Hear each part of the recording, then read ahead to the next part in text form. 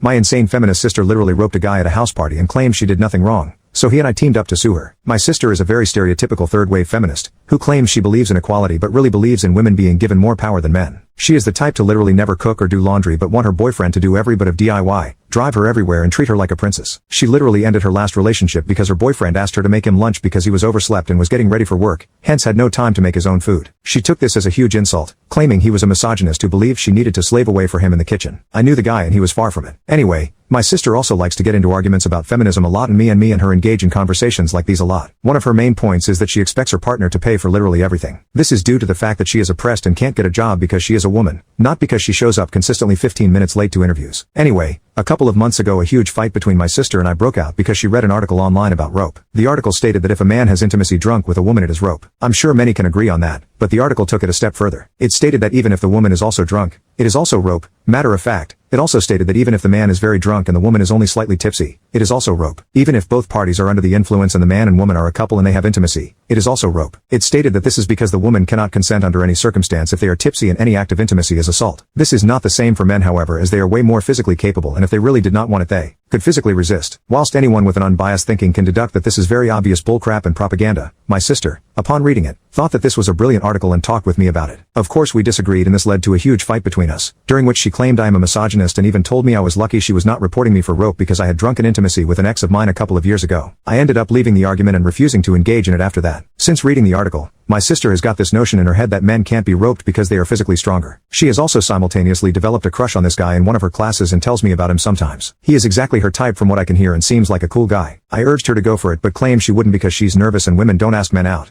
That's the man's job. I asked her what about equality, and she replied saying that's different. My sister has spent a lot of time gushing over this guy, so naturally when last week she found out that he was also invited to the same house party she was thrilled. The party happened a few days later and my sister came home in the morning slightly hungover. She went to bed and later that night I asked her how the party went. She went on to tell me that she got with her crush. I was excited for her and I asked her to tell me how it came about. And when she started speaking my jaw started dropping until it had literally reached the floor. She said that after having some drinks she got the courage to go talk to him, and so she did. They ended up hitting it off and things started escalating from there. They started talking about the possibility of coming back to his house. But at one point disaster struck. My sister says that she lost him halfway through and went around the entire house looking for him but couldn't find him. She ended up stumbling into a bedroom where the only person was her crush. However, he was clearly almost out of it and had drank way too much. He was still conscious but barely, and would barely answer my sister when she was asking him if he was okay. Instead of getting him help, however, my sister decided that the only way to make him feel better was to literally make him feel better. She said that she went down on him first while he wasn't really moving, then after threw him onto the bed and proceeded to get on top. She said that he wasn't moving much and looked almost out of it the entire time, but that didn't matter because she was still able to cross the finish line. When my sister told me this I told her that she roped him, and she said no, that's not possible because girls can't rope guys, and if anything he was the one who roped her because she was still tipsy. I called her insane and told her that what she did was criminal and I don't want to see her for the time being. That night I texted the guy as I had his socials asking him if he was okay. He knew I was my sister's brother and we got to talking. Turns out that what my sister did impacted him a lot and he was feeling very violated. I told him how she talked about what happened and he said that was disgusting of my sister, which I of course agreed with. I asked if he wanted to do anything about it, and he said he was considering pressing charges because although he did want to sleep with her first, when he was barely conscious he did not want to see anyone, much less sleep with anyone. He said he was worried about the stigma that came with getting roped by a girl as a guy and wasn't sure whether he would be taken seriously. I told him I had his back however and urged him to follow legal action if he felt like he had to. He ended up saying he thinks he will sue her and asked me to help him out by testifying against my sister and informing the court of my sister's words and attitude towards the whole situation. I said yes and he is contacting lawyers right now.